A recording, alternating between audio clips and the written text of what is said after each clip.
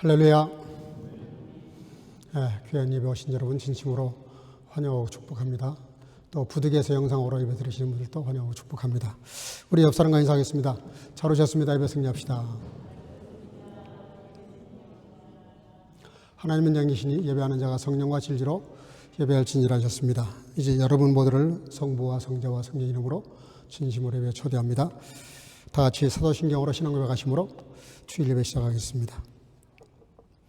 전능하사 천지를 만드신 하나님 아버지를 내가 믿사오며 그 외아들 우리 주 예수 그리스도를 믿사오니 이는 성령으로 잉태하사 동정녀 마리아에게 나시고 본디오 빌라도에게 고난을 받으사 십자가에 못 박혀 죽으시고 장사한 지 사흘 만에 죽은 자 가운데서 다시 살아나시며 하늘에 오르사 전능하신 하나님 우편에 앉아 계시다가 저리로서 산 자와 죽은 자를 심판하려 오시리라. 성령을 믿사오며 거룩한 공예와 성도가 서로 교통하는 것과 죄를 사하여 주시는 것과 몸이 다시 사는 것과 영원히 사는 것을 믿사옵나이다. 아멘. 자리에 앉으시고 찬송가 21장을 부르시겠습니다.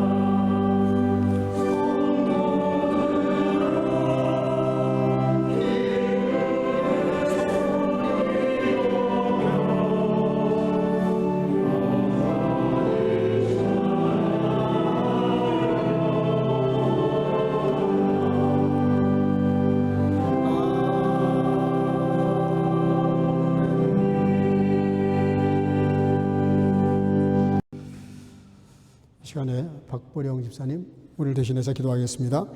다 같이 기도하겠습니다.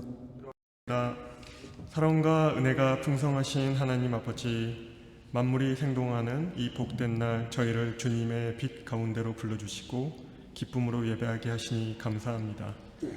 지금까지 저희의 모든 걸음을 선하게 인도하시고 언제까지 변함없는 사랑으로 품어주신 하나님을 찬양하며 감사의 고백을 올려드립니다.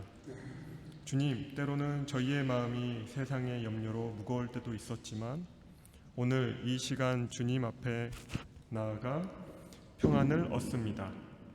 지난 시간의 부족함은 주의 보혈로 덮어주시고 이제는 후회보다 소망을, 낙심보다 용기를 품고 일어서게 하옵소서.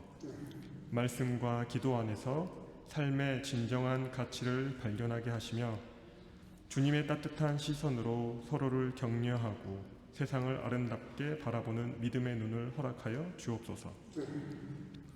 특별히 성교교회의 모든 지체에게 부어주실 은혜를 기대합니다.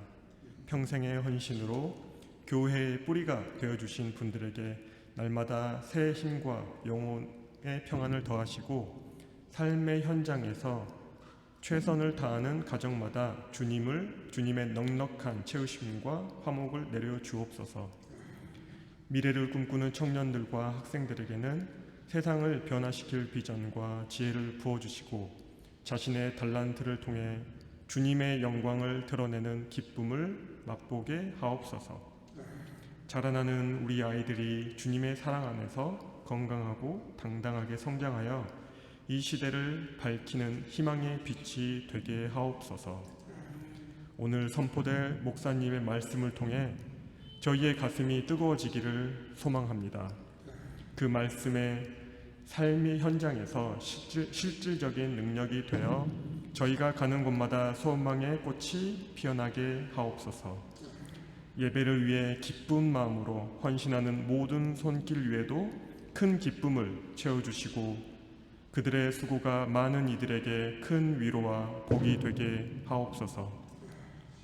마지막으로 저희의 발걸음마다 축복의 통로가 되어주실 은혜를 주실 줄 믿습니다. 한 주간 주님과 동행하며 승리의 찬양을 부르게 하옵소서. 이 모든 것을 예수 그리스도의 이름으로 간절히 기도드립니다. 아멘.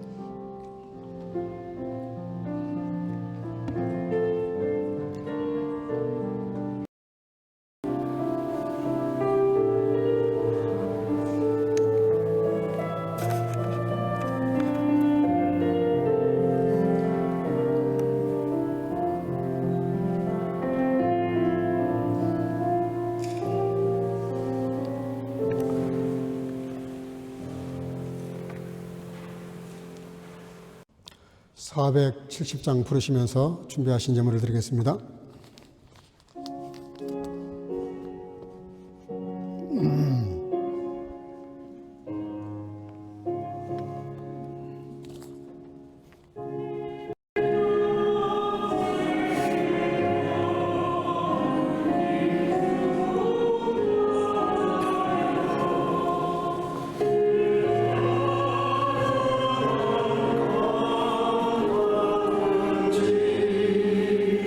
그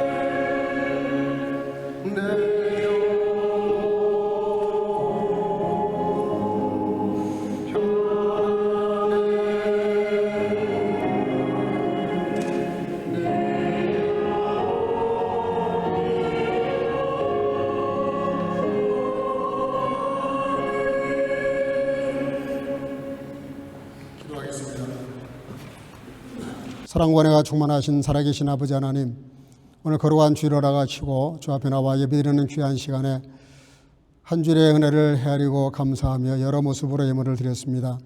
온 세상이 다 주님의 것이지만 그러나 열의 하나는 내 것이라고 주께서 말씀하신 말씀을 따라 열의 하나 드리는 모든 성도들, 그렇지 않은 인생보다 더 차고 넘치는 인생을 살아가기에 부족함이 없도록 말씀이 언약하신 대로 축복을 약속하신 대로 채워주시고 흔들고 누르고 또 채워주셔서 아버지 하나님 차고 넘치는 인생을 살아갈 뿐만 아니라 많은 사람들을 부유하게 하고도 아버지 넉넉한 삶을 살아가도록 물질의 복도 허락해 주시기를 원하옵고, 또 아버지 하나님 범사를 헤아려 감사하는 모든 주의 자녀들 마음속에 더 큰 감사의 문을 열어주셔서 아버지 하나님 감사할 일이 있어서 감사가 아니라 모든 일을 헤아려 감사할 때 더 큰 감사의 일들을 허락하시고 감사로 아버지 느껴짐으로 더 행복해질 수 있다는 아버지 영적 진리를 깨달아서 늘 감사하는 삶이 넘치도록 축복해 주시기를 간절히 소원하옵고, 구제와 선교와 여러 아버지 하나님 지명 헌금을 드리는 성도들, 또 온라인으로 예배드리며 11조와 감사의 문을 드리는 성도들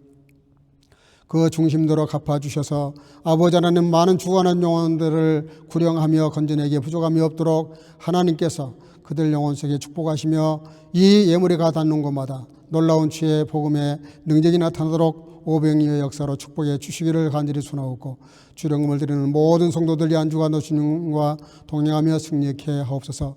어린 생명들의 헌금을 받아주시고 만복으로 채워주시기를 원하옵고 예수님의 이름으로 축복하고 봉헌하며 기도하옵나이다. 아멘. 요한복음 20장 19절에서 23절 다 같이 한 목소리로 천천히 봉독하겠습니다. 다 같이 보겠습니다. 이날 곧 안식 후 첫날 저녁 때 제자들이 유대인들을 두려워하여 모인 곳에 문을 닫았더니 예수께서 오사 가운데 서서 가라사대 너에게 평강이 있을지어다. 이 말씀을 하시고 손과 옆구리를 보이시니 제자들이 주를 보고 기뻐하더라. 예수께서 또 가라사대 너에게 평강이 있을지어다. 아버지께서 나를 보내신 것 같이 나도 너희를 보내노라. 이 말씀을 하시고 저희를 향하사 숨을 내쉬며 가라사대 성령을 받으라. 너희가 누이 죄든지 사하면 사하질 것이요 누이 죄든지 그대로 두면 그대로 있으리라 하시니라. 아멘. 자리에 앉으시고 성가대와 찬양을 통해서 영광을 올리겠습니다.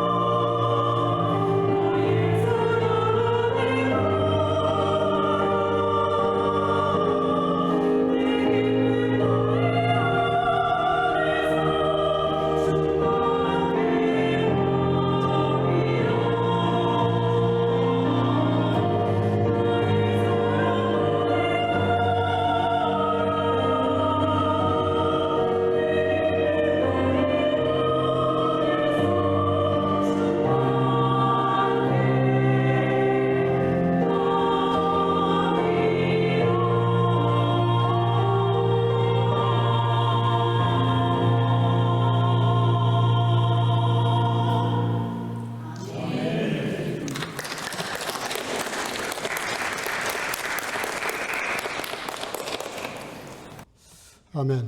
귀한 찬양 감사합니다.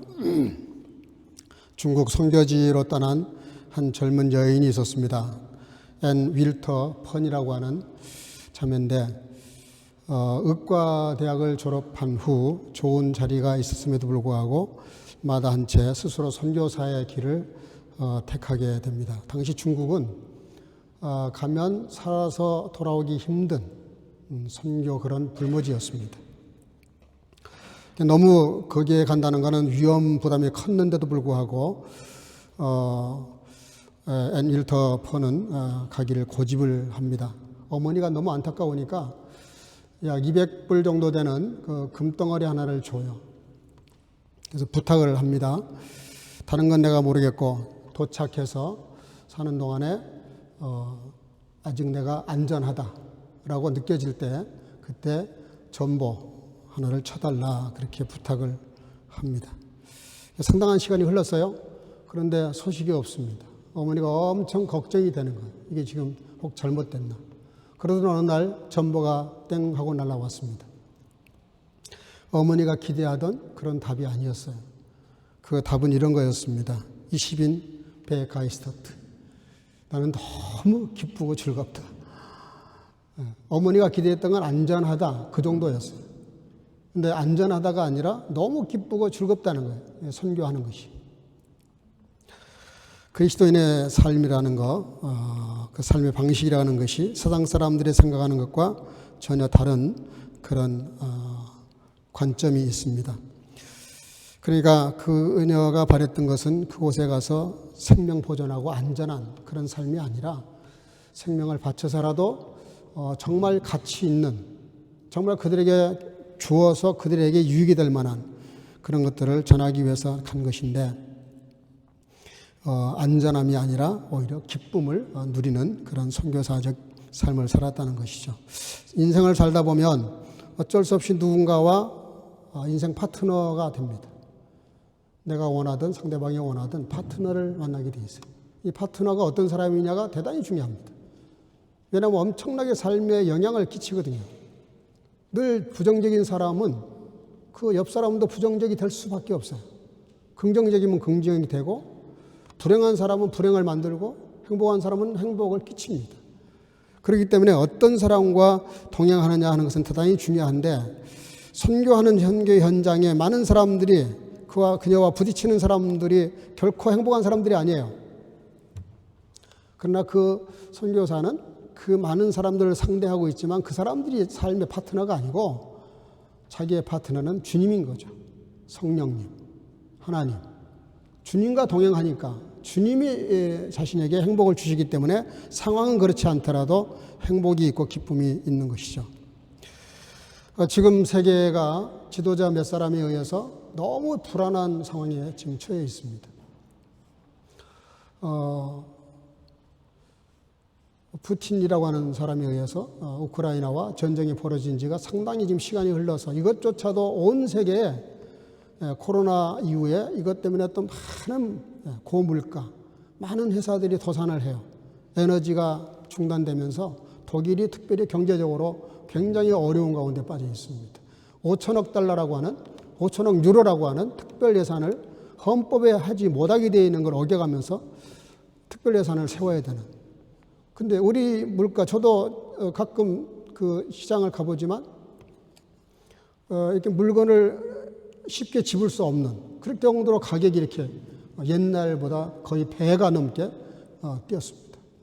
거기다가 다시 또 미국과 이란, 이스라엘과 이란, 이란과 또 레바논, 또 많은 하마스, 많은 전쟁들이 일으키면서 필요성이 있으니까 전쟁을 물론 하겠죠. 평화를 가장 많이 말하는 사람들이 전쟁을 해요. 그래서 전쟁의 이유가 뭐냐? 평화라는 거예요. 더 좋은 평화를 위해서 전쟁한다고 말하는데 이게 앞뒤가 안 맞는 말입니다, 사실은.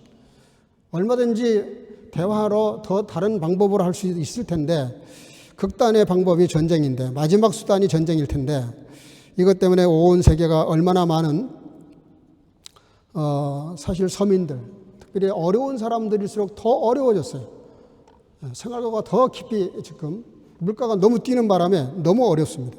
이 악순환이 돼가지고 계속 이렇게 돌아가고 있는데 오직 하면 로마 교황이 미국 분인데도 불구하고 몇몇 사람들에 의해서 수십억 달러 재정을 써가면서 사람을 죽이고 있다. 이렇게 극단의 평가를 하면서 전쟁을 끝쳐라 이런 성명을 냈겠습니까?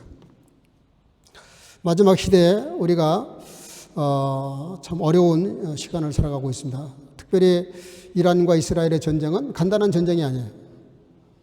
노아의 같은 자손 중에 같은 그 형제란 말이에요. 친형제가 이스라엘과 이란이에요. 페르시아. 근데 이렇게 철천지 원수가 되어서 이렇게 전쟁하는 걸 볼 때마다 마지막 시대에 종말론적 그런 관점에서 보지 않을 수가 없는 불안한 시대인 것이 틀림없습니다. 상황은 좀 다르지만 예수님이 부활하셨을 때도 마찬가지 상황이 벌어집니다. 부활 사건보다 더 중요한 건 십자가에 죽으신 사건이에요. 근데 십자가 처형을 당할 때 신성 모독죄에 의해서 유대인들에 의해서 로마 사람들의 손에 의해서 사형 집행이 됐죠. 근데 오늘 본문 19절 한번 볼까요? 자, 한번 같이 읽어보겠습니다. 이날 곧 안식 후 첫날 저녁 때 제자들이 유대인들을 두려워하여 모인 곳에 문들을 닫았더니 로마 사람들이 예수님을 처형했는데 제자들은 자기 선생인 예수님이 로마 사람들에게 의해 죽었지만 진짜 두려운 게 로마 사람들이 아니에요. 본문에 뭐라 그래요? 유대인 제자들이 유대인에 의해서 두려움을 느끼고 있는 거예요. 여러분들 나에게 불안을 주는 사람이 먼데 사람이기 전에 때로는 가까운 사람들이 불안을 줄 수 있어요. 나에게 도움이 될 사람, 위로를 줘야 될 사람이 오히려 불안 요소가 될 수 있다는 거죠. 당연히 신성모독죄라고 하는 어마무시한 그런 죄목으로 걸어서 사형 집행권이 없으니까 로마 사람들의 법을 빌려서 예수님을 이렇게 처형하는 자리까지 몰고 올라갔는데 우리도 잡히는 거 아닌가? 우리도 고발당하는 거 아닌가? 우리도 예수님처럼 십자가에 못 박히는 거 아닌가? 이런 두려움이 있는 거예요. 모든 문들을 닫았다는 거예요. 그때 당시에 무슨 문이 얼마나 있었겠어요? 문을 닫았어요. 두려워서 문을 닫았다고 했습니다. 여러분들 이 문은 세상이 주는 그러니까 밖에서 주는 문이 아니에요. 자기들 마음의 문이 지금 닫혀 있는 겁니다. 닫아버린 겁니다. 왜? 예수님이 십자가에 죽으신 사건을 통해서 끝났다고 생각하는 거예요. 예수님은 이제 시작인데 제자들은 끝났다고 생각하는 거예요. 그러니까 우리가 하나님의 나라를 바라보는 관점이 너무 잘못되어 있어요. 늘 말씀드리지만 진리는 세상 관점을 가지고 보면 절대 이해할 수 없는 게 너무너무 많아요. 이걸 영적으로 기도하고 말씀과 성령과 은혜로 이렇게 들여다보지 않으면 받아들일 수 없는 그러니까 밖에서의 위험보다 마음의 불안이 문을 닫아 걸게 만들었단 말이에요. 갈멜산에서 불을 끌어내려가지고 거짓 선지자 850명과 혼자 싸워서 이긴 사람이 엘리야잖아요. 얼마나 대단한 분이에요. 불을 끌어내렸다니까요. 네, 아합 왕의 부인 이세벨이 한마디 하니까 하나님 앞에 목숨을 거둬달라고 요즘 말하면 자기 생명을 포기하는 그런 절망 가운데 빠집니다. 아니 그 많은 사람들과 싸울 때는 그 용기가 도대체 어디서 나온 거예요? 근데 왜 갑자기 지금 한 여인의 말에 이렇게 움츠려서 죽기를 간청하는 이게 뭘까요? 밖으로부터의 위험은 850명이 더 무섭죠. 그 대단한 사람들이거든요, 전부 다. 근데 그 사람들이 위협할 때는 끄떡도 안 했어요.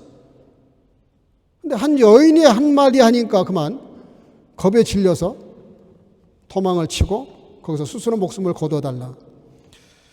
그리스도인들은 잘 아셔야 됩니다. 두려움이 세상의 환경이나 여건이나 밖으로부터 오는 게 아니고 내적으로 내 마음에 고장이 생기면 문제가 생기면 사고체계에 질서가 깨져버리면 마음에서 이 두려움이 온단 말이에요. 오늘 예수님께서는 그걸 너무 잘 아셨어요. 그래서 환경을 바꾸지 않으셨어요. 전혀 환경을 바꾸신 게 아니에요. 그냥 문 닫아 걸었는데 찾아오십니다. 찾아오셔서 자 19절 하반절 볼까요? 다 같이 시작. 예수께서 오사 가운데 서서 이르시되 너에게 평강이 있을지어다. 아멘. 21절에도 똑같은 말씀을 하세요. 너에게 평강이 있을지어다. 여러분들 아셔야 됩니다. 예수님에게는 닫힌 문이라는 없어요. 아무리 닫아 걸어도 다 통과해서 오시는데요. 우리 마음속에 아무리 뭘 감추고 있어도 다 우리 마음 가운데 들어오시는 분이신데 뭐라고 말씀하시느냐? 예, 너에게 평강이 있을지어다. 평강을 선포하십니다. 근데 이 평강이 아까도 말씀드렸지만 환경을 바꾼 게 아니에요. 여전히 유대인들이 위험하고 로마 사람들에 의해서 죽을 수도 있고 또 상황이 하나도 바뀐 게 없어요. 다 문을 닫아 걸은 상태고 하나도 바뀐 게 없고 누군가가 안심해라 그런 메시지를 준 것도 아닌데 예수님이 찾아오셔서 하시는 말씀이에요. 너에게 평강이 있을지어다. 이게 뭡니까? 상황은 안 바꿔주시고 우리에게 평강이 있을지어다라고 선언을 하시고 선포해버리고 말았어요. 여러분들이 이 선포가 어떤 거냐면요. 빛이 있어라 하니까 빛이 있었다. 그 창조하실 때 말씀 한마디로 세상을 창조하셨던 그런 선포예요. 여러분 신앙이란 게 뭐냐면 주님을 정말 믿으면 그럼 그분 말씀이 내 마음에 권위가 있어요. 우리 그렇잖아요. 저 친구가 있는데 정말 내가 그 친구를 신뢰해요. 그러면 그 친구가 나한테 걱정하지 마. 너 분명히 지금 잘 될 수 있어. 라고 그 친구가 한마디 말을 해주면 그 말이 힘이 있다니까요. 똑같은 말인데 누가 그 말 하느냐에 따라서 그 힘이 달라요. 강도가 달라요.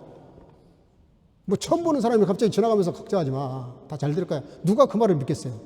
내 사정 알지도 못하는 친구가. 근데 예수님이 하신 말씀이기 때문에 예수님의 평강을 선포하시면 평강이 있을 줄로 믿습니다. 여러분들이 누구의 말도 믿을 수 없을지 모르겠지만 주님 말씀을 믿으셔야 됩니다. 다 의심을 하셔도 주님만을 의심하면 안 돼요. 할렐루야. 주님의 말씀만은 신뢰하셔야 돼요. 요한복음 14장 27절 한번 볼까요? 다 같이 시작. 평안을 너에게 끼치노니 곧 나의 평안을 너에게 주노라. 내가 너에게 주는 것은 세상이 주는 것과 같이 아니하니라. 너희는 마음에 근심하지도 말고 두려워하지도 말라. 아멘. 여러분 이거는 참 엄청난 얘기입니다. 여기 끼친다는 말을 해요. 내가 너에게 평안을 끼친다. 조금 전에 제가 설명드리는 내용이에요.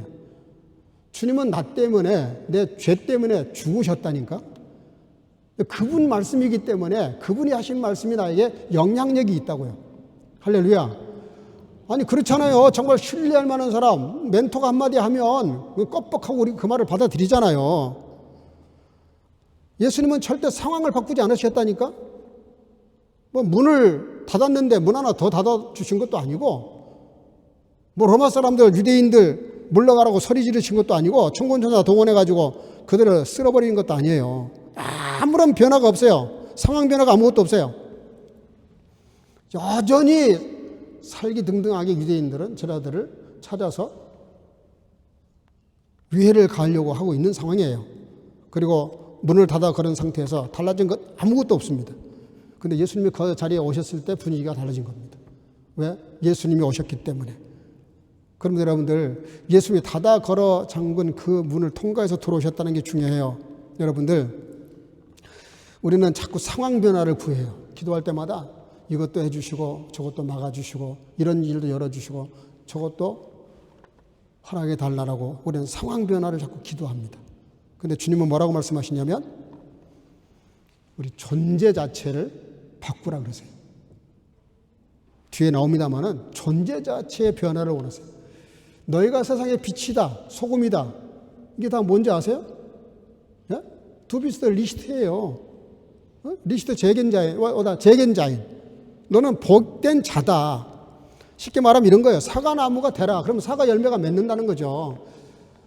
자꾸 우리는 자기 본인은 변함이 없이 배도 달라, 딸기도 달라, 뭘 달라 이러니까 자기는 존재가 변화가 없는데 자꾸 어떤 내게 없는 것들을 구하니까 이게 나에게 오기가 쉽지가 않아요.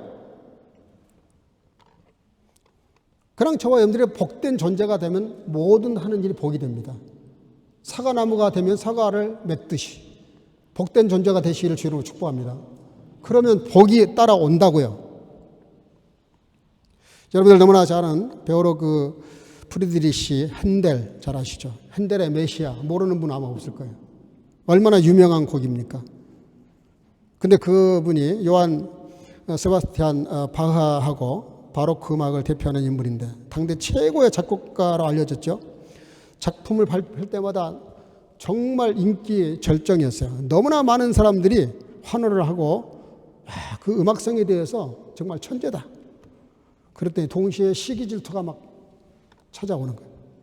대적하는 사람들이 방해를 하려고 공연할 때마다 막 그 깡패들을 보내가지고 시끄럽게 하고 그 분위기를 깨고 자꾸 이런 방해가 생기니까 극장주들이 연주하는 걸 피해요. 결국은 파산에 이르게 됩니다. 이분이 너무 쇼크를 먹어가지고 뇌졸중으로 쓰러져요. 그때 그 친구를 잘 알고 있던 한 무명 시인이 그에게 성경 구절을 하나 써서 보내줍니다. 이사야 53장 3절. 그는 멸시를 받아서 사람에게 실어버린 바 되었으며 강고를 많이 겪었으며 질고를 아는 자라. 마치 사람들에게 얼굴을 가리우고 보지 않음을 받은 자 같아서 멸시를 당하였고 우리도 그를 귀히 여기지 아니하였노라.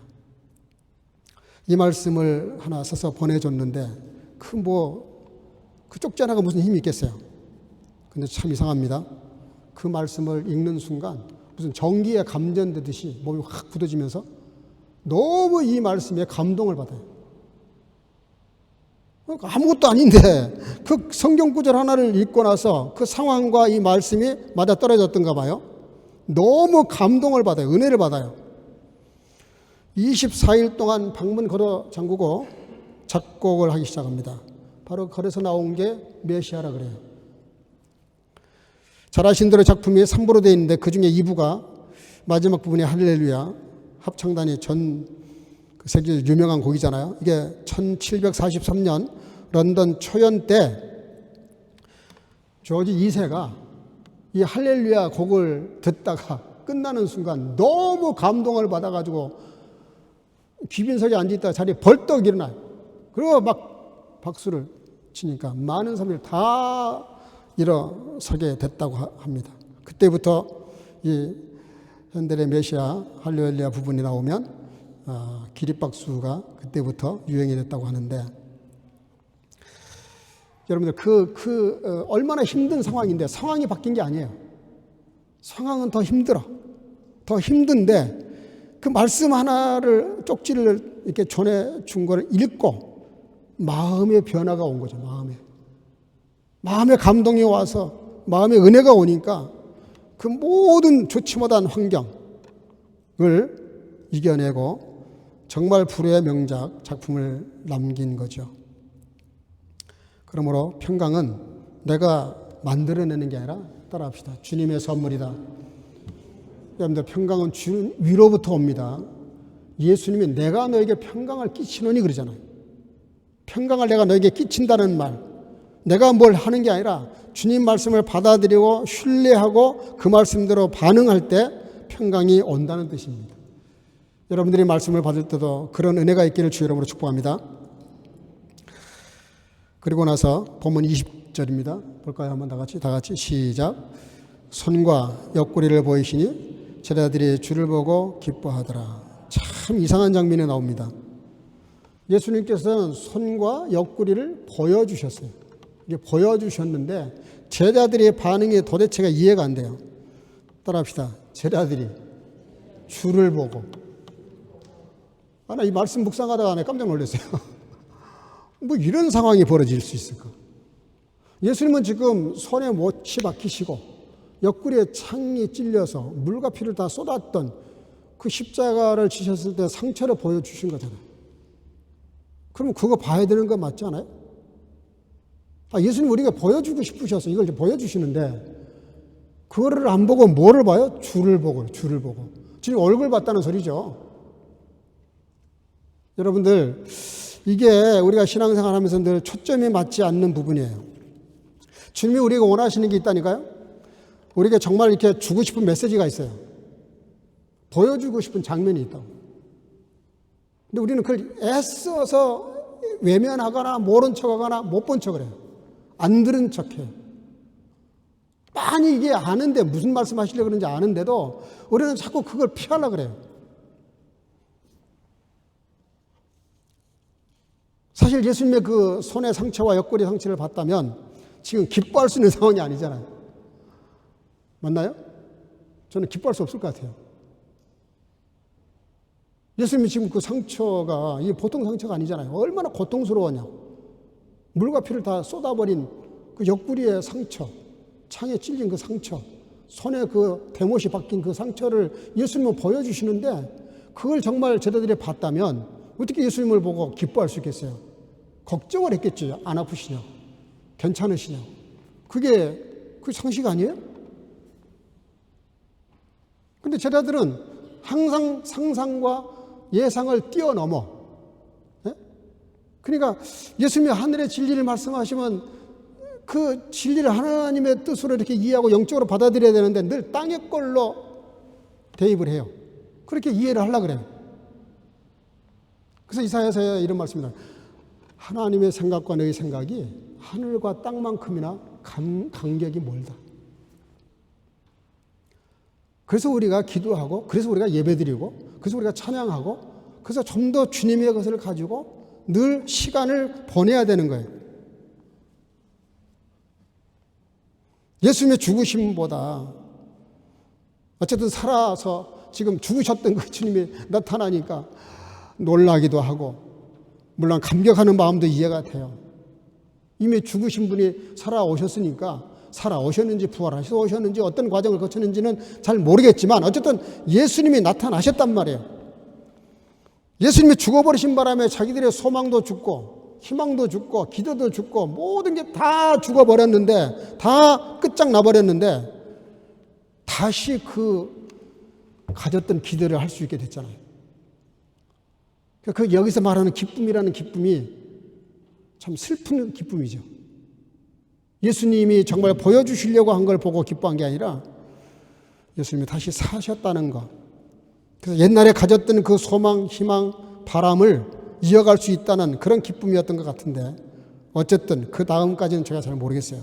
말씀을 묵상하다가 이 상황에서 저는 너무 이 장면이 너무 정말 마음에 좀 이렇게 생각이 많았어요.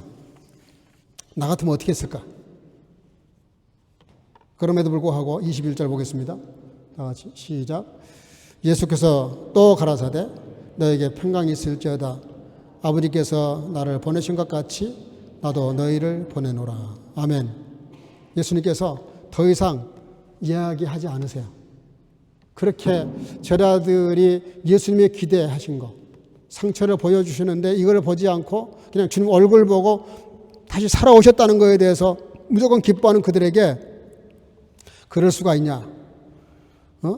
사람이 그래도 인지상정인데 그런 상처 난 걸 보여줬으면 좀 뭔가 이렇게 그런 반응을 해야 될 텐데 그렇지 않는 것에 대해서 예수님 더 이상 말씀하시지 않으세요. 그리고 뭐라고 말씀하시냐면 너에게 또 가라사대 평강이 있을지어다.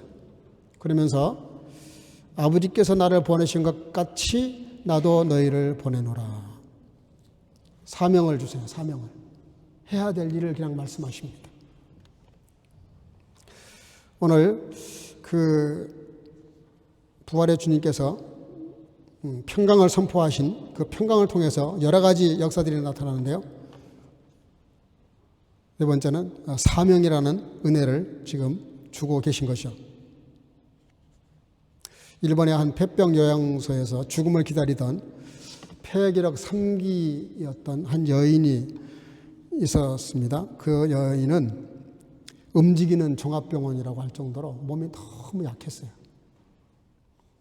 24살. 진짜 빛나야 될 그런 시기에 무려 13년 동안 침대에 누워서 그 병 치료를 했다 그래요. 폐결핵에다가 직장암에다가 파킨슨 병, 그리고 척추, 디스크가 좋지 않아서 질환까지 이어지면서 몸이 계속 무너지는 거예요. 당연히 삶의 의욕도 사라지고 살 마음이 없는 거예요. 그러던 어느 날 한 청년이 노크라니 들어와가지고 예수를 믿으세요. 그러면 구원받습니다. 그러고 나서 객혈을 한 거예요. 피를 토하고 자기 보는 데서 죽어요. 너무 이 여자가 너무 쇼크를 먹은 거예요.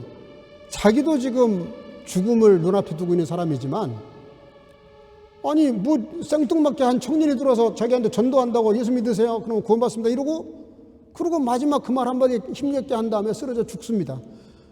그러니까 너무 또 쇼크를 또 받아요. 너무 충격을 받아요. 그 도대체 이게 무슨 소리일까? 예수를 믿으라니. 그럼 구원을 받는다는 말, 다 생소한 말이에요. 그래서 그걸 알아본 다음에 성경을 읽기 시작했고 복음을 받아들여요. 그리고 서서히 마음의 변화가 일어납니다. 몸은 달라진 게 없는데 영혼의 변화가 시작해요. 그러면서 완전히 그 영혼이 거듭나고 새로워지면서 믿음의 삶을 시작합니다. 그리고 그 병에서 서서히 노임을 받아요. 회복이 돼요. 그거를 수필처럼, 에세이처럼 그렇게 써 내려가는 작품을 아사히 신문에다가 공모전에 냈어요. 그게 또 당첨이 됐어요. 1등으로. 전 세계가 이 소설을 읽게 됐는데 그 유명한 빙점이라는 소설입니다. 너무나 잘 아시죠, 여러분들. 미우라 아야코.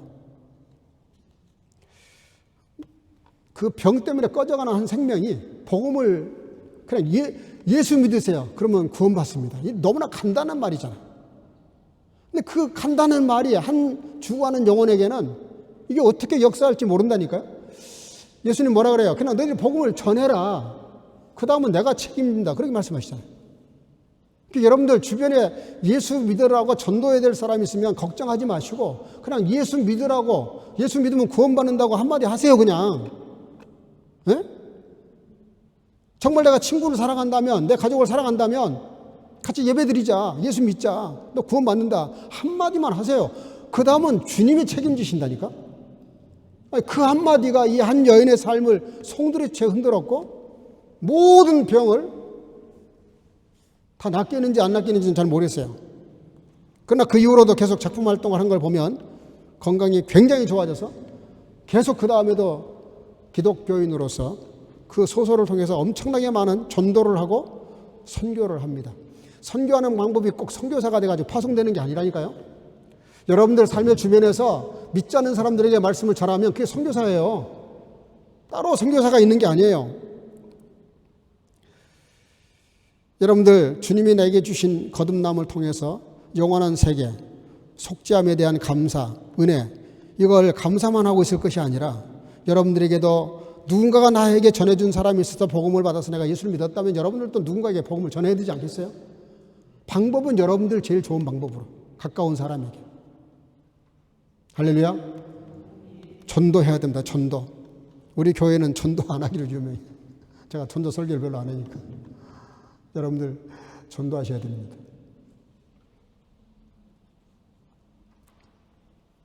본문 25절. 다 같이 읽겠습니다. 다 같이 시작. 다른 제자들이 그에게 이르되 우리가 주를 보았노라 하니 도마가 가로되 내가 그 손의 못자국을 보며 내 손을 그 옆구리에 넣어보지 않고는 믿지 아니하겠노라 하니라.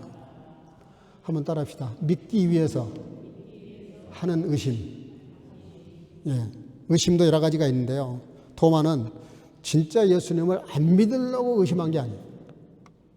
정말 믿고 싶어서 의심한 겁니다. 그런 의미에서는 의심이 나쁜 게 아니에요. 예수님이 제자들에게 찾아오셨을 때 도마가 그 자리에 없었어요. 제자들이 전해줍니다. 예수님이 살아 계시더라. 우리 찾아오셨다. 전해 들은 거야. 근데 도마가 뭐라 그러냐면 아니 내 눈으로 직접 보고 내 손으로 만져보기 전에는 난 절대 못 믿어. 어떻게 보면 참 고약한 거죠. 아니 쟤네들의 말을 못 믿으면 되겠어요.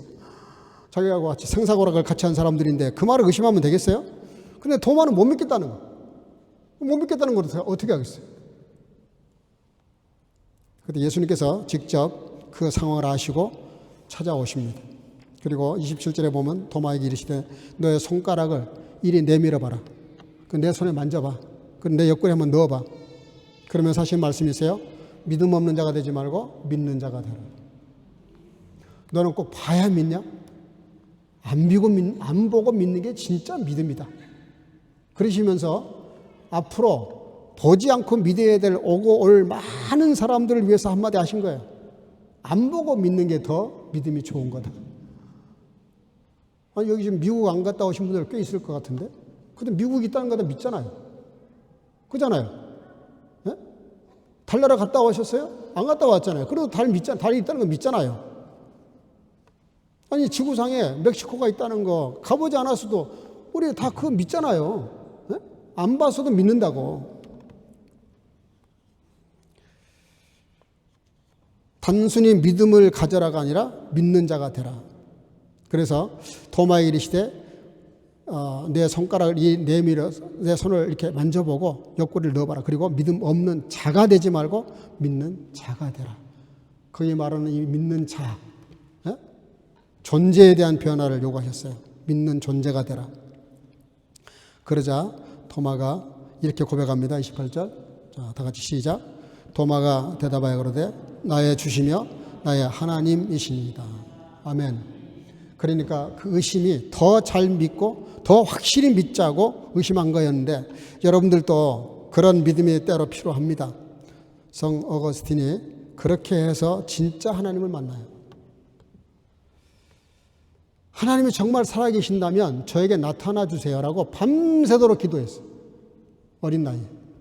근데 하나님이 이게 안 나타나시면은 이 녀석이 안 믿을 것 같아. 너무나 절박하게 기도하니까 하나님이 그에게 환상으로 보여주십니다. 그 실제로 그의 전기에 나와요. 여러분들도 정말 못 믿겠으면 그렇게 기도해 보세요. 하나님 반드시 나타나셔서 뭔가로 증거를 보여주신단 말이에요. 오늘 결론입니다. 자, 본문 22절 23절 다 같이 시작. 이 말씀을 하시고 저희를 향하여서 숨을 내쉬며 가라사대 성령을 받으라. 너희가 네 죄든지 사하면 사하여질 것이요 네 죄든지 그대로 두면 그대로 있으리라 하시니라. 아멘. 여기 보니까 숨을 내쉬면서 성령을 받아라. 이게 뭐죠? 창세기에 나오는 말씀이에요. 창세기. 예? 사람을 흙으로 이렇게 지으시고 생기를 그 코에 불어 넣었다는 말과 언어가 같은 단어입니다. 그러니까 무슨 얘기냐면 예수님께서 창조의 그 시절을 기억하시면서 성령을 받아라. 원래 내가 너희를 창조했던 모습으로 돌아가는 것. 그게 성령 받은 사람의 삶의 모습이고 정체성이에요. 그걸 뭐 재창조라는 말도 쓰는데 그러기 전에 어쨌든 그러면서 성령을 받아라. 성령을 받으면 너희가 성령 받는다면 누구 죄든지 사하면 사해질 것이고 그대로 두면 그대로 있을 것이다. 그렇게 말씀을 하십니다. 여러분들 성령 받아서 우리가 은혜가 충만히 오게 되면 누구 죄든지 사하면 사해진다는데 여러분들 다른 사람들 잘못했을 때 용서해 보신 적 있어요? 네, 그런 경험이 있는 분들은 금방 이해가 될 수 있어요. 근데 내가 잘못하면 그렇게 용서받기를 원하는 사람이 누군가가 나한테 잘못하면 용서 안 하는 사람들이 있어요. 자기는 1만 달란트 빚을 진 것도 탕감받기를 원하지만 100다나리온도 용서를 못하는 성경에 그런 비유가 실제로 나오잖아요. 조금 전에 용서받아서 탕감받고 나오는 그 길에 100다나리온 빚진 사람을 만나니까 멱살을 붙잡고 내놔, 안 내놔. 안 내놓으면 감방에 쳐넣을 거야. 못 내놓으니까 쳐넣잖아요. 그러니까 뭐라 그래요? 1만 달란트 감해주는 임금이 그럼 당장 잡아들여서 감옥에 쳐넣어라. 주기도문에 나와 있어요. 내가 다른 사람의 죄를 용서해 준 것처럼 주님도 내 죄를 용서해 주옵소서. 이게 무서운 기도입니다. 주기도문 함부로 하면 안 돼요. 이게 무슨 뜻이냐면 내가 다른 사람 죄를 용서 안 하면 내 죄도 용서하지 마세요. 그런 뜻이잖아요. 그러니까 용서라는 건 무수자이냐, 무수자인. 반드시 해야 되는 거예요. 근데 그게 사람이 안 됩니다. 저도 경험하지만 절대로 하기 힘들어요. 그래서 이거는 성령을 받아야만 할 수 있기 때문에 성령을 받아라라고 말씀하신 겁니다. 나는 못하지만 주의 영으로는 가능하다는 거예요. 이게 다른 말로 고쳐 말하면요, 전도하라는 뜻입니다. 전도. 우리는 용서할 수가 없어요. 용서할 자격도 없고 용서하실 분은 오직 주님밖에 없어요.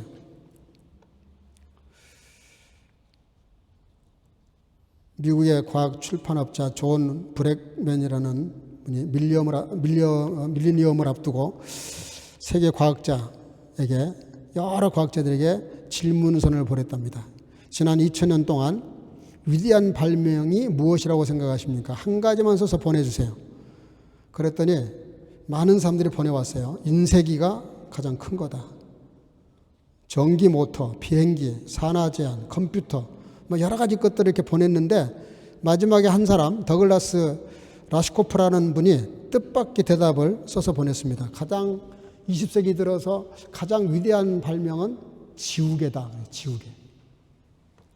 왜 지우개냐라고 설명을 붙여달라 그랬더니, 여러분들 헌법 수정조항에 인간의 실수를 지우고 다시 시작할 수 있는 능력, 그것이야말로 문명을 가능하게 한 힘이다라는 토를 달았어요. 쉽게 말하면 이런 겁니다. 글을 잘못 썼을 때 지울 수 있는 지우개처럼 인간에게 그 많은 스트레스, 또 정신적으로 영적으로 감당하기 힘든 일 중에 하나가 뭐냐면 죄에 대한 죄책감, 양심의 가책, 이거를 해결받지 못하면 인간이 바로 살아갈 수 없다는 거예요.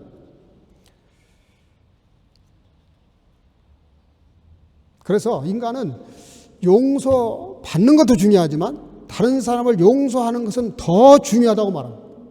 다른 사람을 나에게 큰 잘못한 사람에게 그 잘못을 용서해 줌으로써 내가 큰 덕을 베푸는 것 같이 보이지만 사실은 그 사람을 용서하지 못하면 자기가 먼저 화병 들어 죽습니다. 저는 그런 사람 여러 사람 봤어요. 제가 이렇게 상담하면서 들어보니까 그 이분이 너무너무 억울하겠더라고요. 너무너무 억울한 일을 당했어요. 그 말을 듣는 제가 막 화가 나는 거예요. 아니, 어떻게 사람이 그럴 수가 있냐. 같이 막 열이 나는 거예요. 그 당사자는 얼마나 힘들겠어요. 잠도 못 자고 밥도 못 먹고 끙끙 앓아. 그러다가 병 들었어요, 이분이. 그 병이 들었는데 나중에 암까지 갔어요. 암으로까지. 제가 그래서 그 다음에 그분 두 번째 상담할 때 제가 그분에게 내가 하고 싶어서 그 말 한 게 아니고요. 내가 그런 말을 했어요. 집사님이 살기 위해서라도 용서하셔야 되겠네. 그 사람 미워서 그냥 화병이 나가지고 이렇게 병이 들어서 지금 이렇게 암까지 걸려가지고 죽어가는데, 아니, 그 사람은 지금 멀쩡한데 당신이, 아니, 이게 무슨 상황이냐, 이게. 응? 그래서 제가 이렇게 눈물로 같이 기도하면서 그 사람을 용서하시라고. 주님이 나의 죄를 용서한 것처럼 용서하기 힘들겠지만 용서하시라고. 그래서 그분이 진짜 금식 기도하면서 그 용서했어요. 용서했는데 6개월 지나서 저한테 이제 전화가 왔어요. 자기 병이 호전이 됐다는 거예요. 암이 멈췄다는 거예요. 더 이상 자라질 않고. 용서의 문제는 사랑의 최고의 수준은 용서할 수 있는 힘을 말해요. 왜냐하면 하나님이 저와 여러분들의 죄를 용서하시려고 아들 예수님을 십자가에 죽게 하셨잖아요. 그게 사랑이거든요. 근데 그 사랑이 무슨 사랑이에요? 저와 여러분들을 용서하시기 위한 사랑이에요. 그래서 상대방을 용서하는 사랑이 가장 큰 사랑인데, 오늘 예수님께서 뭐라고 말씀하세요? 내가 성령을 받을지어다. 그래서 성령 받으면 누구의 죄를 사하든지 간에 다 그 죄가 사해질 것이다. 그대로 두면 그대로 있을 것이다. 마태복음 16장에도 말씀을 하세요. 오늘 평강이 주는 축복이 뭘까요? 이 평강은 우리의 두려움을 사라지게 해요. 이 평강은 우리로 하여금 믿음을 갖게 합니다. 믿어서 평강이 오는 게 아니라 평강을 가지면 믿어진다니까요. 닫힌 문을 열게 하시고 이 평강은 십자가로 완성된 그 은혜를 나누게 해요. 그리고 이 평강을 전하는 사명자가 되게 하십니다. 오늘 이 평강의 은혜가 저와 여러분들에게 있기를 주 이름으로 축복합니다. 찬양팀 준비하시고 기도 제목을 드리겠습니다. 부활의 선물인 평강, 믿음, 사명, 성령 충만의 은혜를 구하는 시간 되시길 바라고요. 부활의 은혜와 능력을 우리 전하면서 전도하는 삶을 위해서, 특히 지구촌의 전쟁에 속히 종식될 수 있기 위해서, 또 어제 우리 여전도의 명의 채취와 선교 사역을 위해서 이 일을 했는데 좋은 열매 맺기 위해서 특별히 8살 우리 유에일이의 건강 회복을 위해서 기도해 주시면 좋겠습니다. 우리 교회 또 연약 환자들 위해서도 기도해 주시면 좋겠습니다. 우리 찬양을 통해서 같이 영광 돌리고 기도하겠습니다.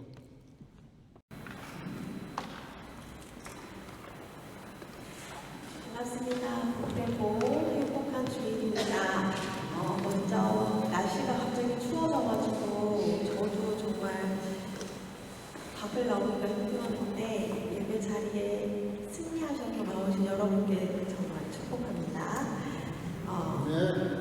그런 줄 누구든지 그리스도 안에서 우리는 새로운 피조물이 된다고 말씀하신 구절이 있는데요. 저는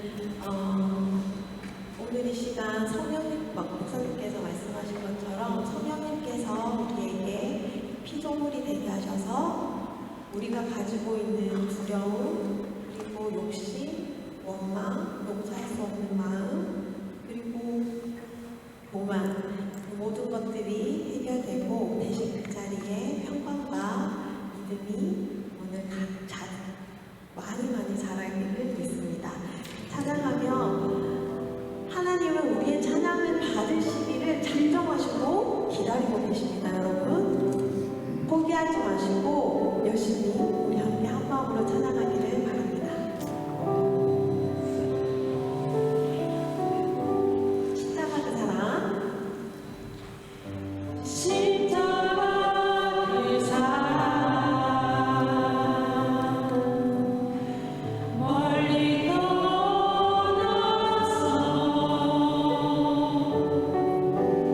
무너진 너의 삶 속에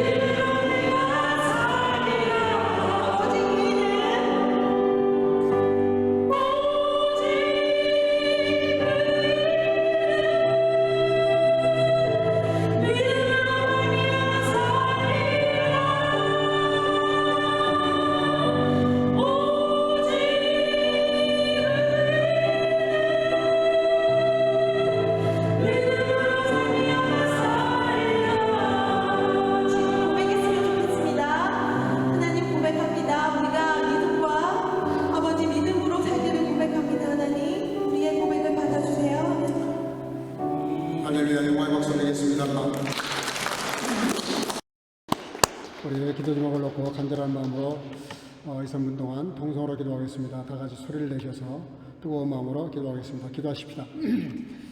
사랑과 은혜가 충만하신 아버지, 네 감사합니다. 오늘 하나님의 은혜 가운데 주 앞에 나와 아버지 예배하는 시간에 평강이 주는 하나님의 은혜와 선물을 생각하게 하신 아버지 하나님, 참으로 하나님 아버지 두려움 가운데 살아갈 수밖에 없는 어렵고 힘든 세상에 살지만 아버지 하나님 세상의 변화가 아니라 내 마음속의 영혼의 변화를 통해서 주님이 찾아오시고 인도하시고 역사하심으로 아버지 하나님 주님이 주시는 그리스도께서 살아가시는 마음의 평강과 은혜를 통하여 아버지 하나님 믿음으로 살게 하시고 성령으로 살아가게 하시고 은혜로 살아가게 하시고 사명으로 살아가게 하시고 감사로 살아갈 수 있는 믿음을 통하여 주시기를 원합니다. 힘들고 어려운 땅에 살지만 아버지 환경이 흔들리지 않게 도와주시고 어떤 환경이 있을지라도 아버지 하나님 내 마음속에 그리스도께서 살아가시는 평강과 마음의 은혜를 통해서 모든 힘들고 어려운 상황들을 이겨낼 뿐만 아니라 평강의 중간적으로 승리의 삶을 살아가는 온 성령이 될 수 있도록 아버지 하나님 저에게 은혜를 보여주시고 은총을 보여주시기를 원합니다. 사랑과 은혜가 충만하신 아버지 하나님이여, 땅의 아버지 모든 지구촌에 합중과 전쟁이 끝나게 도와주시고 그리스도의 푸른 계절이 올 수 있게 하시며 그리스도의 평강으로 아버지 하나님 온 지구촌이 하나 될 수 있도록 인도하시고 평화의 날을 허락해 주시기를 원합니다. 아버지 하나님 내 모든 아버지 하나님 여러 가지 행사와 명예를 통해서 아무나 성령의 일들이 아름답게 이루어지게 도와주시고 더 큰 아버지 하나님의 성령의 사정을 감당하는 아름다운 여전대가 될 수 있도록 축복하시며 특별히 어린 생명의 생명을 주께서 훌륭한 생명을 주께서 건지시고 기적 같은 방법을 동원해서라도 하나님 치유의 왕사를 비춰주셔서 나아갈 수 있도록 은혜를 보여주시고 엉덩이 교회 영적으로 향한 자들을 치유하시고 건강케 하시고 회복시키시고 강감케 하옵소서. 아버지 하나님의 치유사하시고 은혜를 주시옵소서. 아버지, 지구촌이 너무나 시끄럽고 전쟁의 여러 가지 일로 인해서 불안하기 짝이 없는 땅에 살지만 환경이 어찌하든지 간에 내적으로 우리가 알아가시는 그리스도의 평강이 저희들의 마음을 주장해 주셔서 모든 걸 믿고 강구하는 가운데 그리스도의 평강이 주장함으로 우리 마음속에 주를 향하는 신뢰와 아버지 어려운 땅 위에서 복음을 위한 사명과 무엇보다도 내가 감당할 수 없는 일들을 성령의 충만함으로 감당할 수 있도록 은혜 베풀어 주셔서 이 마지막 시대의 믿음으로 승리의 삶을 살아가는 온 성도 가족이 될 수 있도록 축복하시고 함께 드리는 모든 공동의 기도를 응답해 주옵소서. 예수님 이름으로 기도하옵나이다. 아멘. 일어나셔서 주기도성을 부르겠습니다.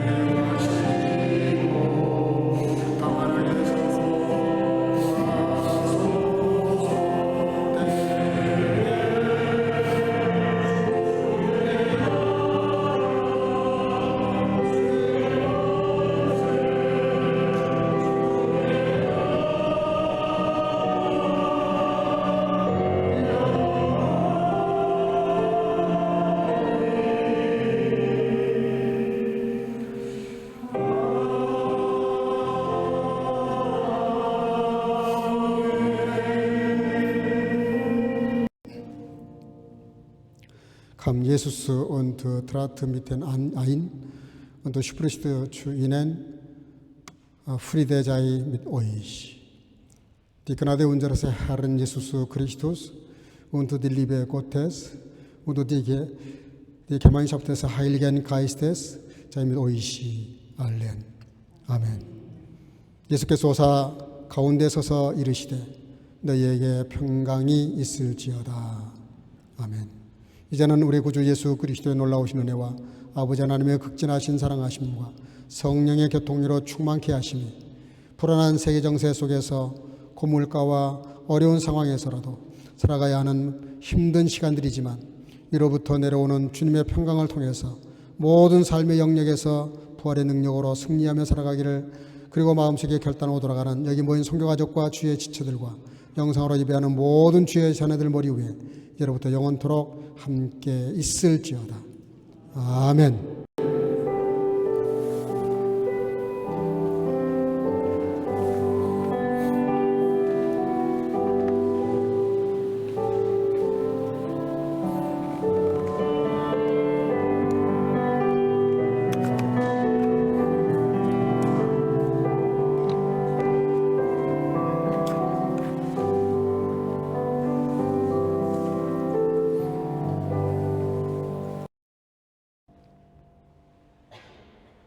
우리 옆 사람과 인사합시다. 평강의 힘으로 승리합시다.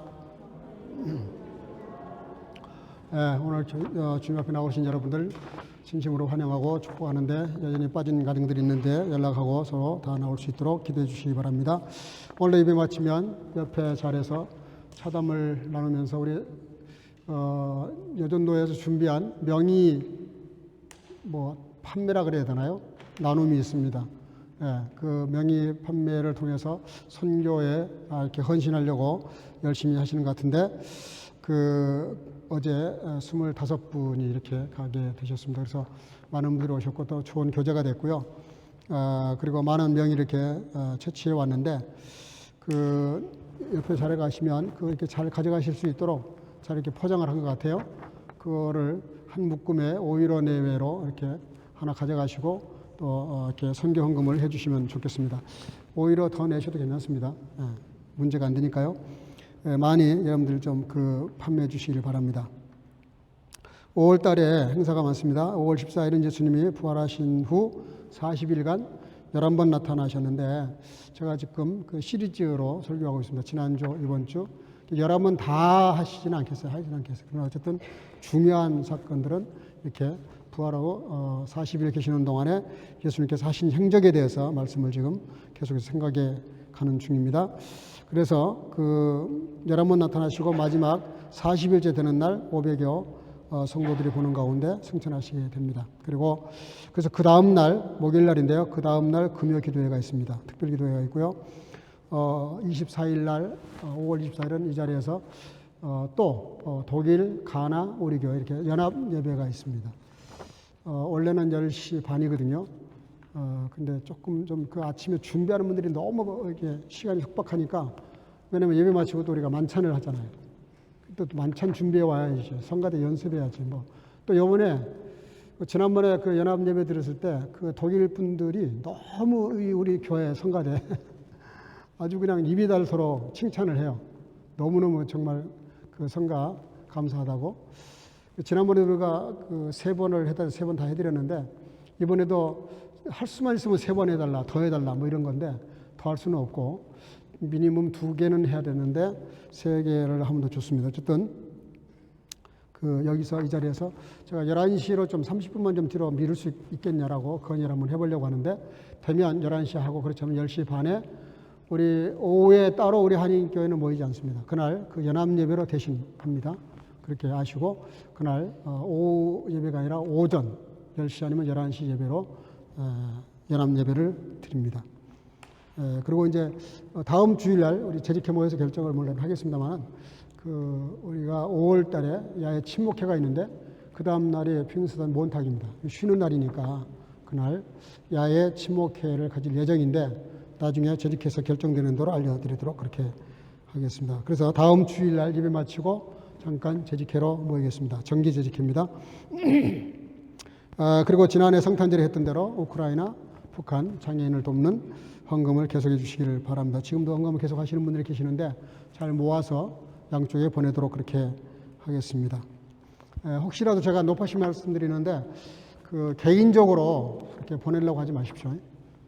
또 선교사님들이 개인적으로 컨택을 해가지고 개인적으로 이렇게 성경금을 이렇게 받아 가시려는 분들이 가끔 있어요. 근데 그거는 옳지 않아요. 선교는 공적으로 교회에다 헌금을 해서 교회가 선교하는 것으로 그렇게 하셔야 되고, 그래야 공적으로 관리가 되고 또 실제로 도움이 됩니다. 그래서 개인적으로는 하지 마시고요. 혹시 그런 마음이 있으시면 헌금해 주시면 헌금을 모아서 공식적으로 교회 이름으로 보내겠습니다. 예, 우리 유재일 권사님 생일 축하하겠습니다. 잠깐 자리에서 일어나시고 감사합니다. 축하하겠습니다.